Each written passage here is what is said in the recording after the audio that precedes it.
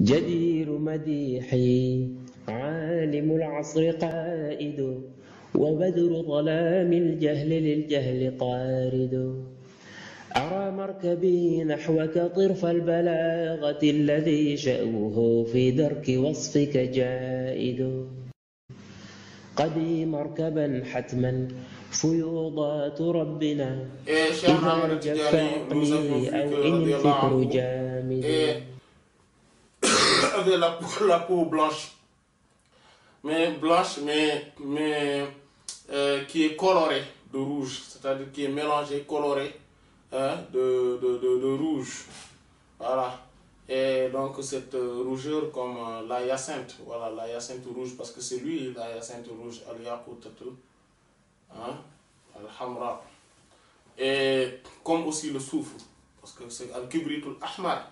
Cheikh Ahmed Tidiane radiallahu ta'ala, il est le soufre rouge. Voilà.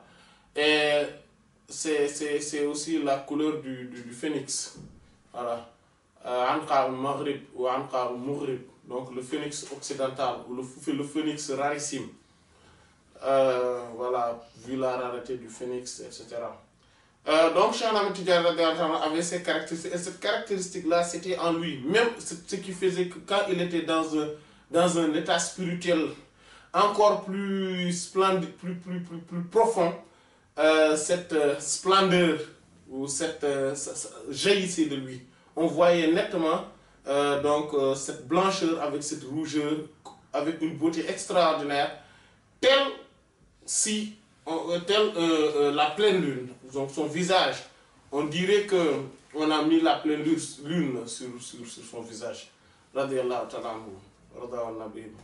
Et donc il avait une barbe blanche, toute blanche, et ça aussi c'était voilà, c'est une de ses caractéristiques, radiallahu ta'ala anhu. Et il était juste au juste milieu en matière de taille. Donc il était, voilà, il avait une voix qui portait, voilà, et qui avait en même temps une douceur dans sa voix. C'était une voix qui portait, mais quand on l'entendait, c'était comme si on entendait de la mélodie derrière cette voix.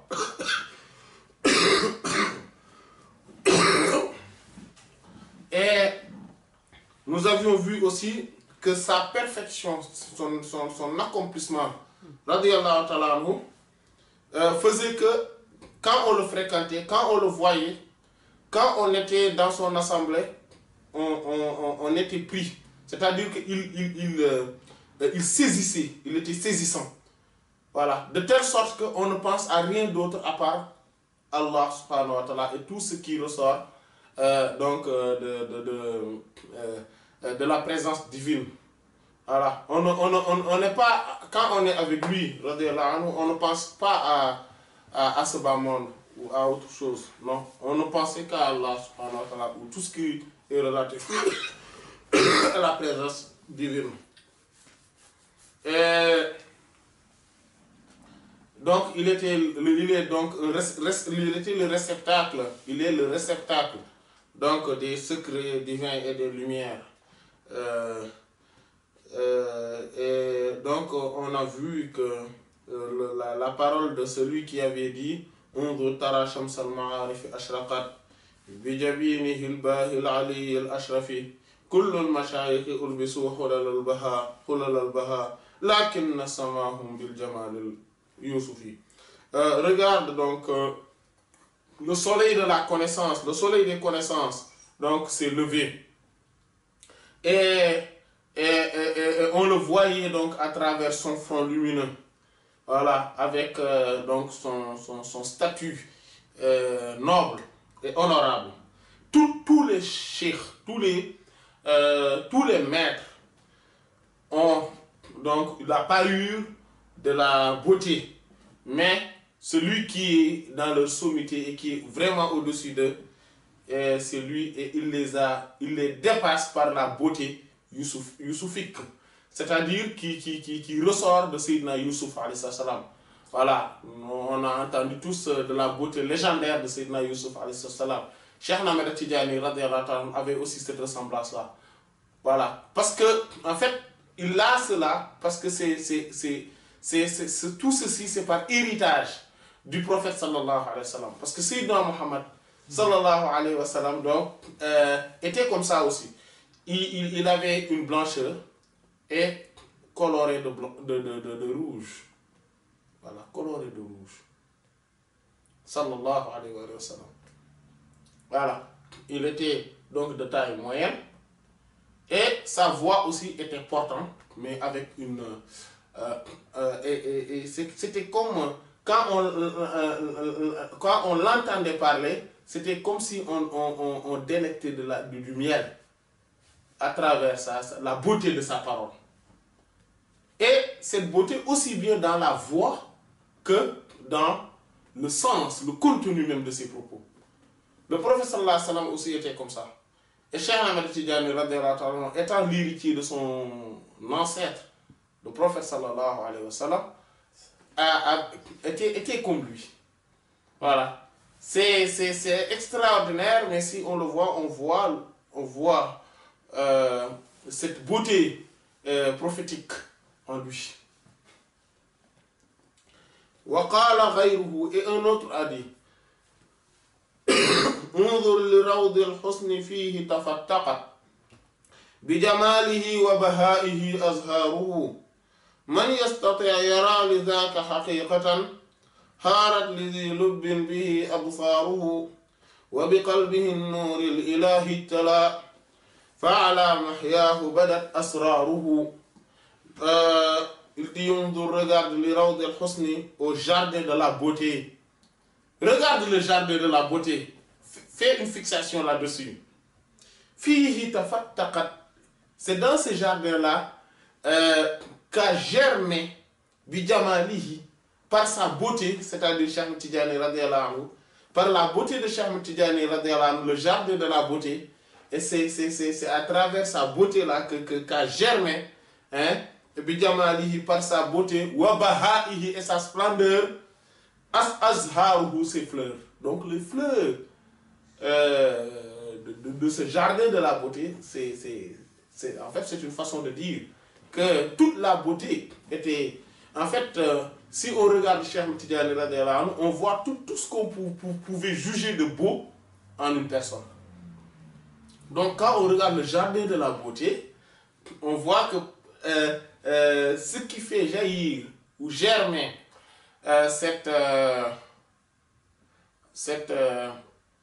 ces fleurs, les fleurs de ce jardin, c'était sa beauté à lui-même et sa splendeur. Voilà.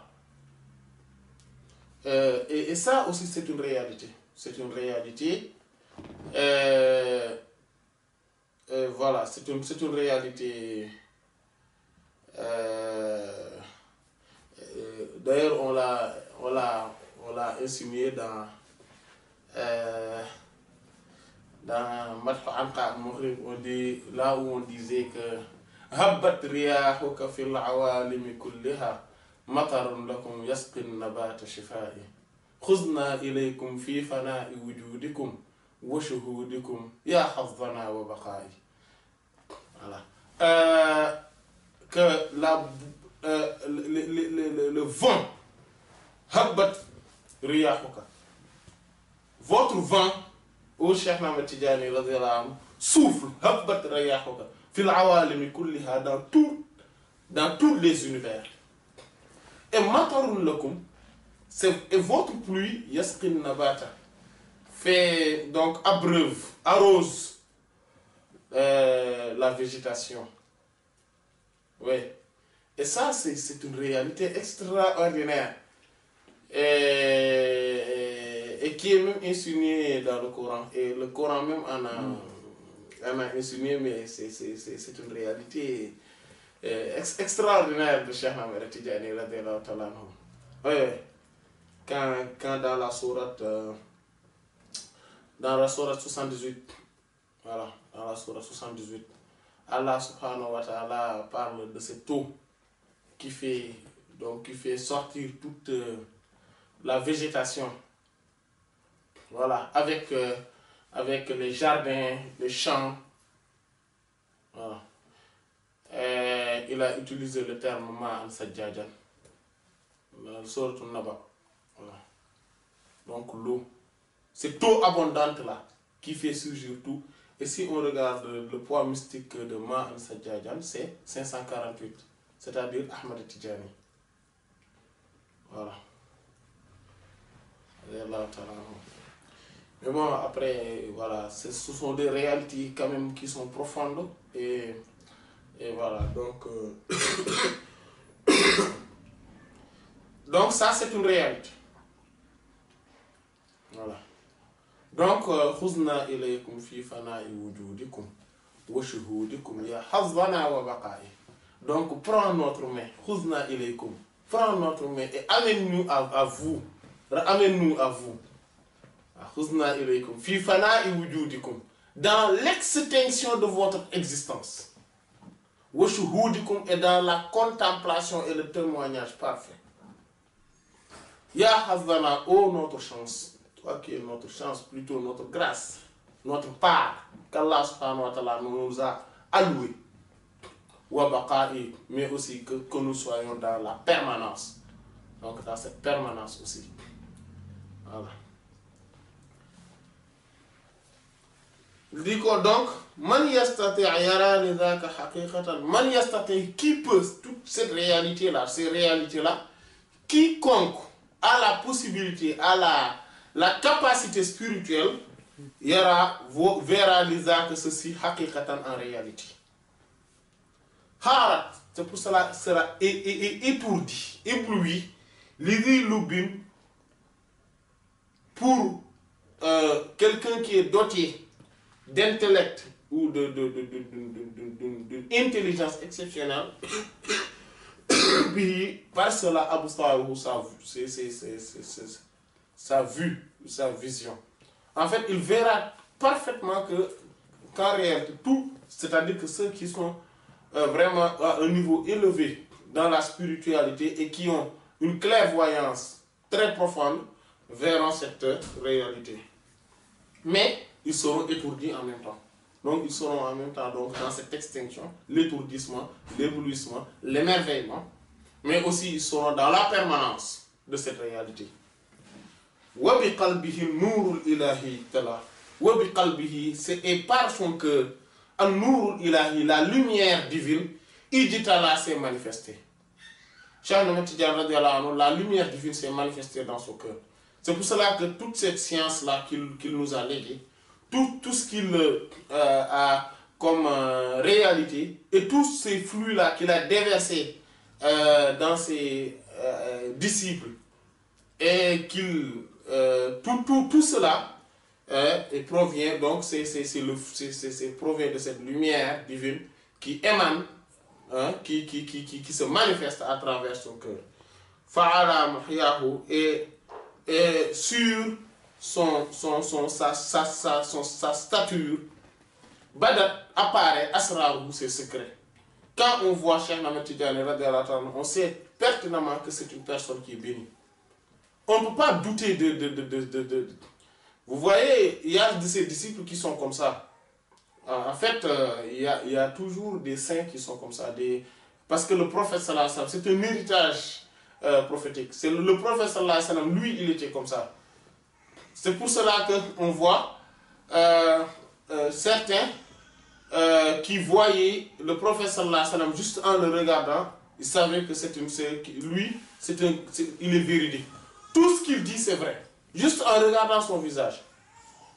Et juste en regardant son visage, on sait que c'est quelqu'un qui est bien. Voilà. Qui a une moralité imminente. Qui a de très nobles caractères. Rien qu'en le voyant. Le prophète sallallahu alayhi wa sallam était comme ça.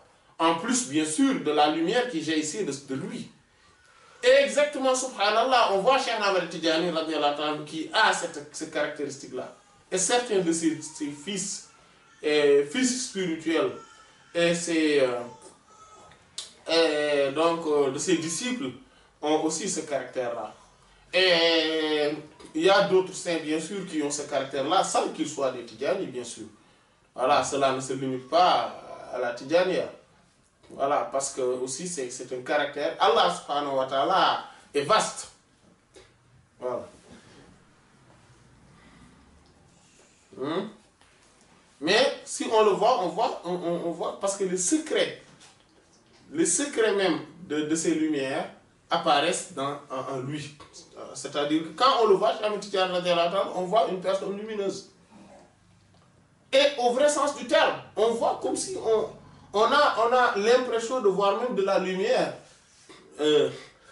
paraître ou transparaître à travers son corps. Voilà. Si on voit par exemple quelqu'un comme Cheikh Salahuddin Tidjani, on voit une personne comme ça. On a l'impression qu'il y a de la lumière qui transparaît à travers lui. Et subhanallah, il ressemble à Cheikh Ahmed Tidjani, mais d'une manière phénoménale. Il le ressemble aussi bien dans ça. C'est-à-dire, c'est exceptionnel. Parfois même, ce qui est impressionnant, comment une personne peut ressembler à une autre personne à ce point. Tellement qu'il lui ressemble réellement, véritablement. Et ça, c'est un don divin. Allah subhanahu wa ta'ala fait grâce de ses faveurs à qui il veut. Les faveurs d'Allah subhanahu wa ta'ala sont entre les mains d'Allah et il le donne à qui il veut. Voilà. Et c'est ce que Allah a fait. Voilà. Aussi bien dans sa voix, quand on entend sa voix, on voit que oui, ça. Voilà, même si on ne comprend pas ce qu'il dit, il y a plusieurs personnes qui me le disent. Mais même si je ne comprends pas ce qu'il dit, la voix là, je l'entends, je vois que c'est وما لي بقول فيك إلا شهدته شهادة حق ليس فيه زوائد بل اسمك عنوان العلا فيك خالد محمد أنت المصطفى أنت عابد